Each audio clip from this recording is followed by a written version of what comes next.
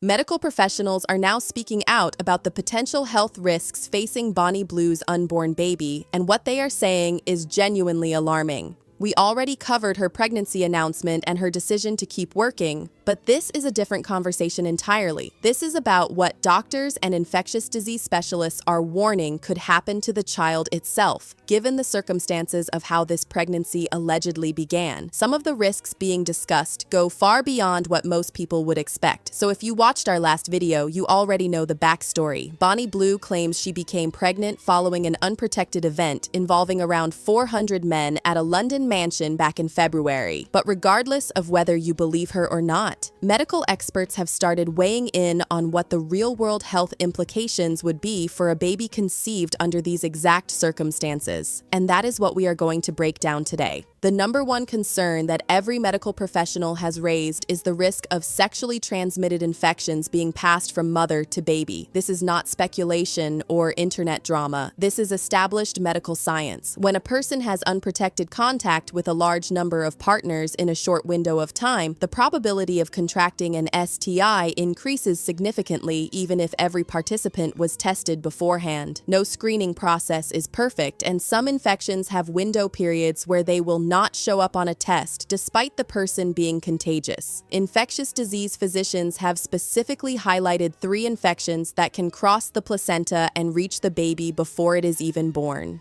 The first is HIV. If a mother contracts HIV and it goes undetected or untreated during pregnancy, the virus can be transmitted to the fetus in the womb during delivery or through breastfeeding. The second is syphilis. Congenital syphilis can cause severe birth defects, organ damage, and in the worst cases, stillbirth. The third is hepatitis B, which can be passed to the baby during birth and lead to chronic liver disease that lasts a lifetime. Beyond those 3, doctors have also flagged gonorrhea and chlamydia as major concerns. These infections may not cross the placenta the same way, but they can be transmitted to the baby during delivery as it passes through the birth canal. The consequences for a newborn exposed to these infections during birth can include pneumonia, eye infections that can lead to blindness, and developmental problems that may not become apparent until later in the child's life. The STI risk does not stop at direct infection. Sexually transmitted infections acquired during pregnancy have been linked to premature labor, meaning the baby could arrive before 37 weeks of gestation. Premature babies face a long list of potential complications, including underdeveloped lungs, difficulty breathing, feeding problems, and a higher vulnerability to infections after birth. They often require extended stays in neonatal intensive care, and some face long-term developmental challenges. Low birth weight is another documented consequence. Babies born underweight are at greater risk for health issues both immediately after birth and further down the line.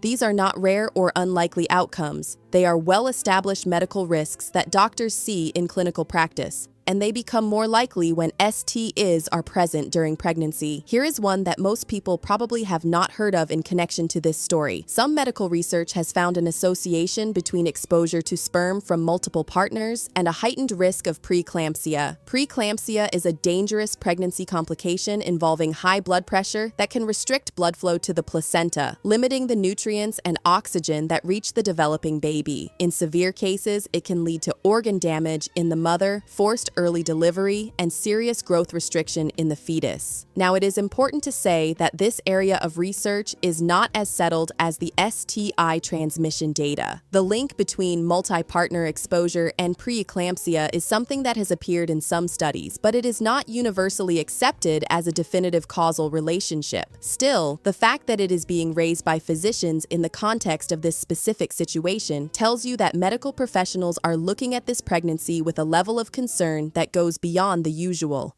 On top of the more common risks, doctors have also pointed out some rarer biological possibilities that could apply here.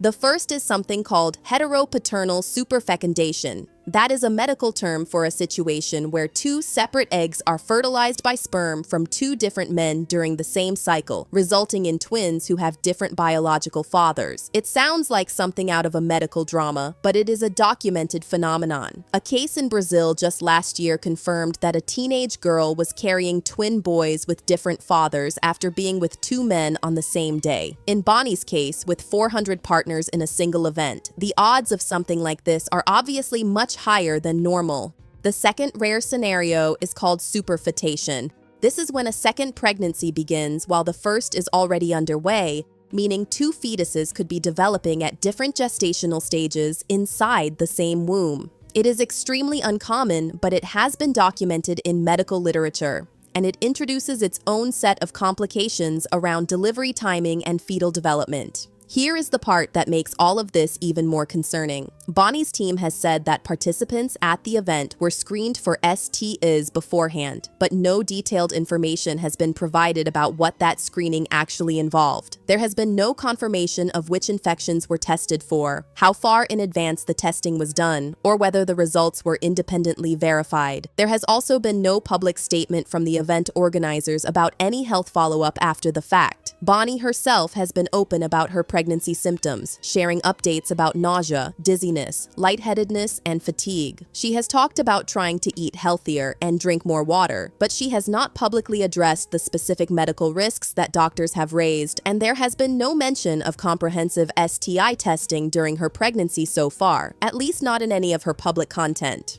On top of all of this, a significant number of people online still question whether the pregnancy is even real. Some have pointed out that the ultrasound in her announcement video appeared to be performed by someone wearing a ski mask, which is unusual to say the least. Others have flagged that her home pregnancy test footage did not clearly show a control line, which would normally be required to confirm a valid result. Bonnie has pushed back on the doubters and insisted the pregnancy is genuine. But the skepticism has not gone away, whether you believe this pregnancy is real or not. The medical information being raised by doctors in response to this situation is worth paying attention to. The risks of STI transmission during pregnancy, the dangers of premature birth, the potential for preeclampsia, and the rarer biological scenarios are all real medical concerns that affect thousands of pregnancies every year. The difference here is that the circumstances surrounding this particular conception have put all of those risks under a spotlight in a way that most pregnancies never experience. If the pregnancy is real, the hope is that Bonnie is getting proper medical care behind the scenes, even if she is not sharing every detail publicly. Comprehensive STI testing, regular prenatal checkups, and close monitoring for complications like preeclampsia would all be critical in a situation like this. The health of the baby ultimately depends on what is happening in the doctor's office, not what is being posted on TikTok. That is where things stand right now. The medical community has made it clear that this is not a situation without risk, and the coming months will reveal a lot more about how this pregnancy progresses. We will continue following the story and bringing you updates as they come in. If you want to stay on top of this, make sure you are subscribed with notifications turned on. Drop your thoughts in the comments below, and we will catch you in the next one.